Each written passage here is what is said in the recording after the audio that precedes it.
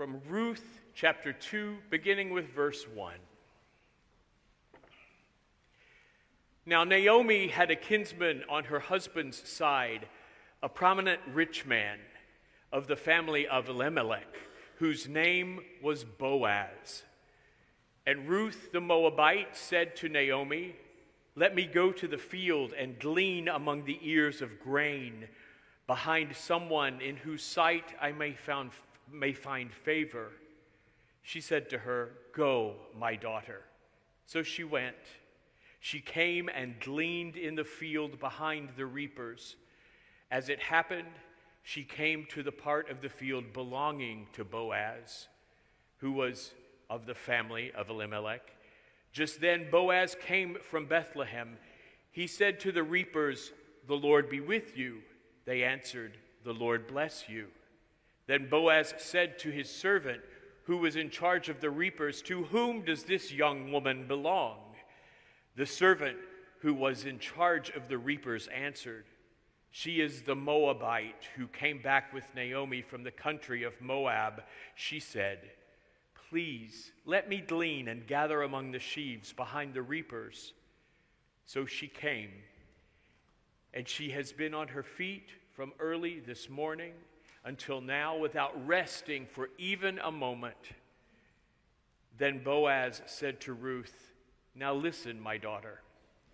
Do not go and glean in another field or leave this one, but keep close to my young women. Keep your eyes on the field that is being reaped and follow behind them. I have ordered the young men not to bother you. If you get thirsty, go to the vessels and drink from what the young men have drawn."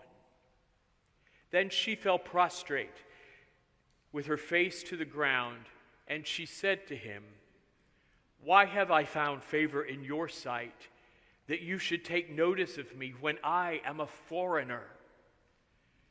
But Boaz answered her, "All that you have done for your mother-in-law since the death of your husband has been fully told to me, and how you left your father and mother and your native land and came to a people that you did not know before. May the Lord reward you for your deeds, and may you have a full reward from the Lord, the God of Israel, under whose wings you have come for refuge." Then Ruth said, "May I continue to find favor in your sight, my Lord, for you have comforted me and spoken kindly to your servant, even though I am not one of your servants." At mealtime, Boaz said to her, "Come here and eat some of this bread and dip your morsel in the sour wine." So she sat behind the reapers, and Boaz heaped up for her some parched grain. Ruth ate until she was satisfied, and she had left some over.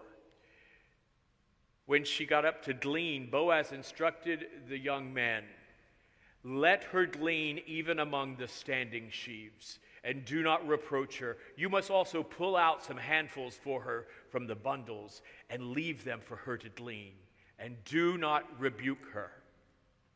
So Ruth gleaned in the field until evening. Then she beat out what she had gleaned, and it was about 1 ephah of barley. She picked it up and came into the town, and her mother-in-law saw how much she had gleaned. Then she took out and gave her what was left over after she herself had been satisfied. Her mother-in-law said to her, "Where did you glean today, and where have you worked? Blessed be the man who took notice of you." So she told her mother-in-law with whom she had worked, and said, "The name of the man with whom I work today is Boaz."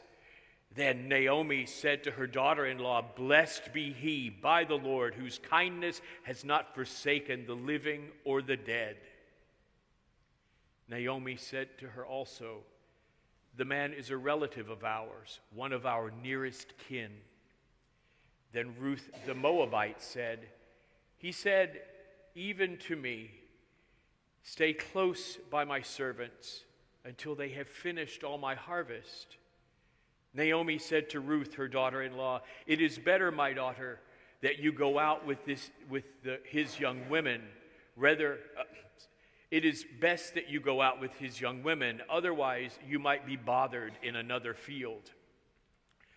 So she stayed close to the young women of Boaz, gleaning until the end of the barley and wheat harvest. And she lived with her mother-in-law. The word of the Lord. Thanks be to God. One of the hazards of being a female preacher is that when I have casual interactions with strangers in public, like on airplanes or in coffee shops or car dealerships, the question that I hate the most is, what do you do for a living? Because being a female pastor opens you up to people's opinions. And once a man exclaimed as I confessed to being a pastor, "You're the first lady preacher I've ever met." And it was like I had just been released into the wild and photographed at a game park, a rare lady preacher sighting. I also don't want to lie when I meet people and tell them I'm a rocket scientist or a lion tamer, because what if they show up here to a funeral and see me leading worship? I do sometimes tell people on airplanes, especially when I just don't want to, that I'm in direct sales. It's not true, but it also always ends the conversation. But pastors have to tell the truth, even no matter what conversation might ensue. So once when I was test driving cars, the nice young salesman was so excited to have met a church person because he was really active in his church and he wanted to be a pastor someday too. And if I were to tell you the name of his church, you would have a sense of how very different it is from this one. So he asked me what my text was that I was preaching that week, and I told him it was Ruth. And he said, "My pastor preached a great sermon on that book. What was the main guy's name again?"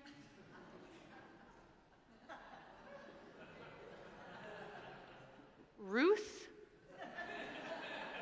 No, the main guy. Barabbas? I'm like, no, Boaz. You mean Boaz, I think. Yeah, that's him. The pastor told us to be like Boaz and to take care of women. I just looked at him, so I want points for that. But in my head, what I wanted to say was, yes, Naomi and Ruth were lucky they found Boaz. And he is a good guy, so by all means, be like Boaz. But maybe also consider working for systemic change in the world so women aren't so vulnerable economically and physically in the first place. And wouldn't it be nice if women could survive without having to be saved by men from the actions of men? Instead, I said, "So tell me about the safety features of this car." Now listen, my car salesman was a very nice young man, and I'm sure he is now a very good pastor for his flock. But he's illustrative of how we all can be, right? Our culture has a tendency to lift up the stories of individuals who help other people out, and we often lift up these feel-good stories at the expense of the people who are vulnerable and need the help, and without considering our culpability in the systems that leave people so vulnerable in the first place. So Boaz does a good thing for his distant kinswoman. They might have died of hunger if not for him. We are thankful for Boaz. And if it happened today, it would be a viral, heartwarming Facebook post. The one I read last week was about a teacher on an airplane who was talking to her seatmate about the challenges of being a teacher in an era when tax cuts have slashed school funding, which means no school supplies, no help for teachers to set up their classrooms, no help for kids who can't afford to buy their own stuff. And by the end of the flight, the seatmate had asked for her school's address so he could send her something to help out. And the guy behind her handed her $500 cash. Honestly, who has $500 cash on an airplane? That's a whole other story. And the person across the aisle handed her whatever cash he had on hand. And it's all very nice and good. It's very Boaz-like. But at the end of the day, the rest of the teachers and the rest of the schools all around the country are still wondering how to buy crayons. A while back, there was I think a short-lived reality TV show on one of the mid-tier cable channels about recent college graduates competing against other graduates for a chance to pay off their college loans. It set us up to celebrate a few feel-good outcomes, while crippling student loans for college tuition that have far outpaced inflation continue. The average salary for a person in their 30s today is unchanged since the 1970s. You want to know what hasn't stayed the same? The cost of college, or buying a house for that matter. And game shows are not going to fix that problem. I often get emails, and I'm sure you do too, asking for support of GoFundMe or crowdfunding accounts to help people pay medical bills. And I'm glad to help out as I can. And the last congregation I served raised money to erase $1.5 million of medical debt for people in Idaho. And it was helpful for those people, but it was a drop in the bucket. Bake sales and GoFundMes are not the most efficient way to deal with our ever-rising healthcare costs and our ever-decreasing access to insurance. So clearly, we should help each other. Do not hear me suggesting we should not help out the people when we see them in need.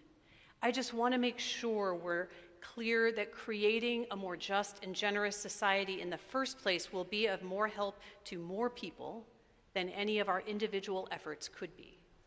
If we want to make sure everyone pulls themselves up by their own bootstraps, can we make sure they all have access to boots? It probably feels better and more immediately gratifying to help one person and see the difference you make. And then it probably feels less gratifying to pay taxes, I know that's true for me, or to pay a pledge to the church or a donation to another nonprofit that pays off further down the road in ways that are somewhat disconnected. But it is collective action that changes systems, and I hope we never forget that we belong to each other. And so caring for each other is a way of caring for ourselves. I don't know if Bethlehem in Boaz's day had the same level of political rancor we have today, but they had similar problems. Women who did not have men to protect them faced hunger on the good days, and physical violence on the bad ones. Did you notice that as the story was read? The biblical account hides the danger a little bit, but Ruth was warned to stay near the other women for protection. And Boaz said he ordered his young men not to bother her. By going into the fields to glean, she was vulnerable and she was at risk. And Boaz guaranteed her access to food and to water, which was not assumed. He even gamed the gleaning system for her, telling his men to harvest less so she could glean more. Gleaning is lifted up in Leviticus and Deuteronomy as a system to allow the hungry poor to gather grain and olives and grapes after the crops have been officially harvested. Leviticus 23:22 says, "When you reap the harvest of your land, you shall not reap to the very edges of your field or gather the gleanings of your harvest. You shall leave them for the poor and the foreigner. I am the Lord your God." It is a biblical attempt of a food bank, using what's left over from the harvest, what isn't worth the financial cost to harvest, so you can feed people. And it is the economy in which Ruth and Naomi found themselves. Gleaning is not a perfect solution, but it is a somewhat elegant one to start to address hunger.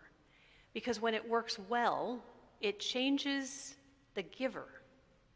If you realize, I was just able to share a part of my harvest that I wasn't going to collect anyway, and somebody was fed because of that, that didn't really cost me anything. When you realize that, you then wonder, maybe I can do more and still have enough for my family. That's how my husband and I have experienced our pledging to the church. Each year we try to raise our pledge, and I used to wonder when we were doing it, are we going to have enough money to cover this? And over time, I've learned that when we start from generosity, there is always enough. We've never run out of money at the end of the year because we pledged to the church. Now I trust in it. It is no longer a source of anxiety for me when we increase our pledge. It is an act of faithful hope. Because awareness of abundance creates a mindset of abundance and generosity. When compassionate concern and love is extended, it cascades out. Love and compassion engender other acts of love and compassion, and faith kindles faith, and concern extended by one person serves as a reminder to others to also extend concern. We see that play out in the story. Ruth asks Boaz, why is he being kind to her, a foreign woman? And he says, all that you have done for your mother-in-law has been fully told to me. So may the Lord reward you for your deeds, and may you have a full reward from the Lord. So I'm going to continue to be the person who advocates for structural changes in our community and society to make people's lives better, because that's who I am. But I also want to acknowledge and lift up that even in the midst of unjust systems, there are blessings to be given and blessings to be had. And we are both the people to extend those blessings and the people on the lookout to receive them.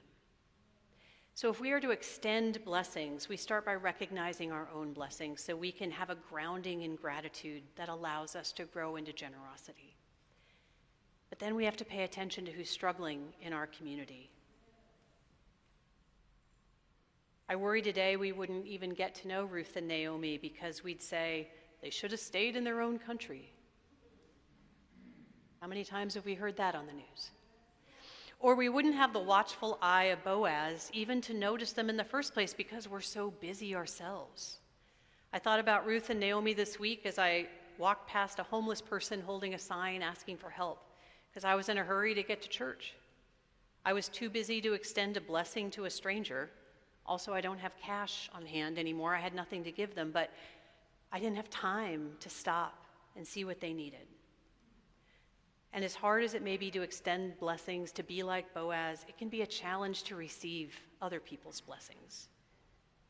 We may not experience the same level of injustice and difficulty that Ruth and Naomi did, but when we find ourselves in the moments where challenge and bad news are the order of the day, can we glean blessing from nearly empty fields? If we look at the field of our life and say, nope, there's nothing good here, all the crop's been harvested already, what do we miss that's there to be gleaned?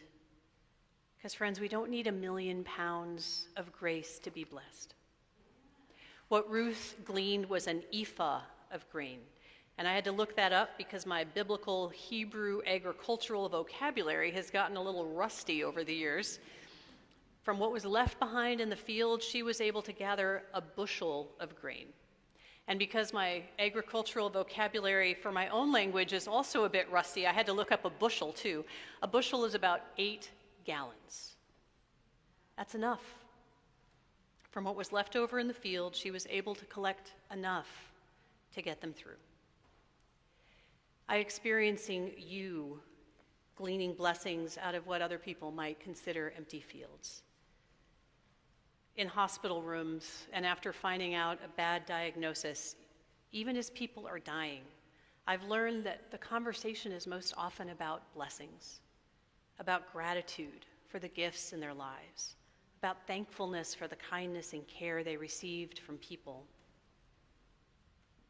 So I pray we can continue to be people who work for bigger systemic changes to build a better world, and also be the people who can glean an ephah of blessings from fields where people just see emptiness.